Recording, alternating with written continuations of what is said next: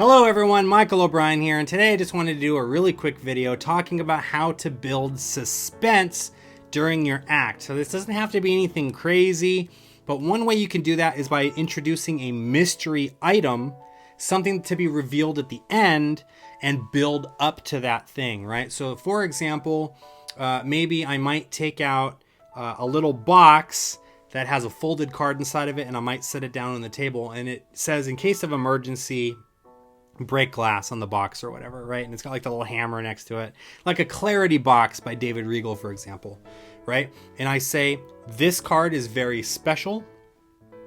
It's there in case of an emergency, right? Every magician has, it's like a firefighter having, like, you know, the fire extinguisher. I have my emergency folded card in case things go wrong, right? So throughout the act, you're building up to that, and oh, I'm gonna get it wrong, maybe I need to use this, oh no, I got it right, right? And so you're doing magic, and that is just burning in the back of their mind, like, when is that gonna come into play? What is it gonna be used for? How, right? And then at the very end of the act, maybe you get the card wrong, and then everyone looks at the box and they're like, no, and then you dump out the card and there it is, right? Or maybe you have like a mystery envelope that was handed out to a spectator at the very beginning to hold on to, and they're sitting on it for the whole show, and at the very end you open up the envelope and it has predictions for all the stuff that you did throughout your act, right? It's a really easy way to add something extra to your act, and you don't really have to do much extra. Like for me, in my act, I do something that I like to call my confabulation kicker, right? So all I do is I do some magic with cards. I end up forcing out a card at the beginning. They don't know it's a force, of course. I force out, let's just say, the 7 of hearts at the beginning, right? And then I go on to do some other stuff. I have them think of a word, and the word that they're thinking of is galaxies, right? So there's another one there. And then I go on and do some more stuff, and they choose a Pokemon character's name, and that Pokemon character's name is Mewtwo. And then I go on and I do some other stuff, and I try to get all of these memorized video games, but I missed one, and the one that I missed was Double Dragon, right? So at the very end of the entire act now, I say, remember that envelope that I handed out at the very beginning? Let's go ahead and open that up. I pull out a little folded up piece of paper, and on the other side of the paper it says 7 of hearts. I unfold it once and I turn it around and it says galaxies.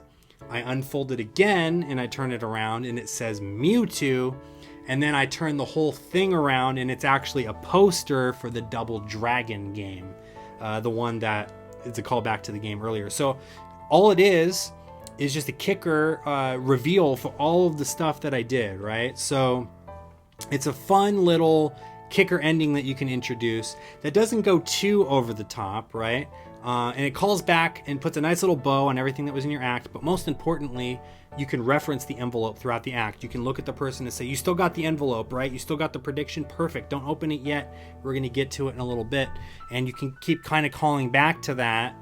And it's going to build suspense. People are going to want to know what exactly it is that is inside the envelope, right?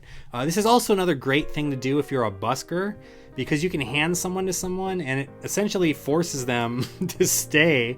Because if they leave with the envelope, the whole trick is going to be ruined. So they're going to feel obligated to have to stick around.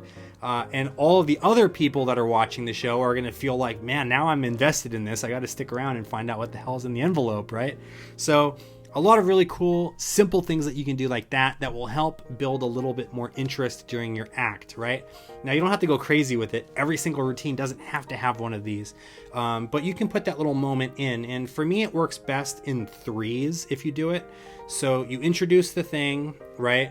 And then I go on to do something, and then I say, I want to show you guys what's in the envelope, but not yet.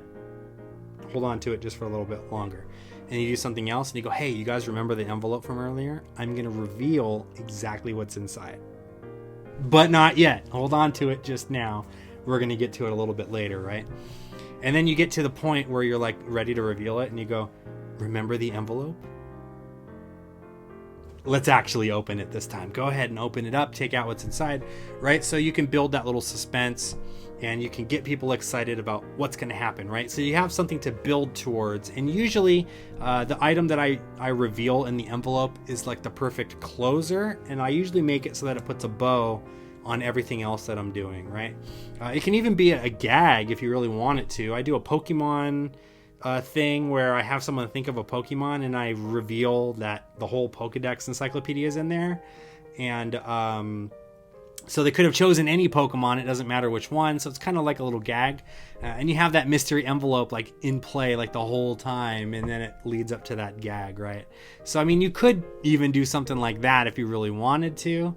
But yeah, it's up to you. Use your imagination, and that's just something that I like to do to build a little bit of interest and get people kind of invested in, you know, the end of the routine, like what's going to happen, so it keeps them guessing, right? So they're not quite sure exactly what's going to happen, and just builds suspense.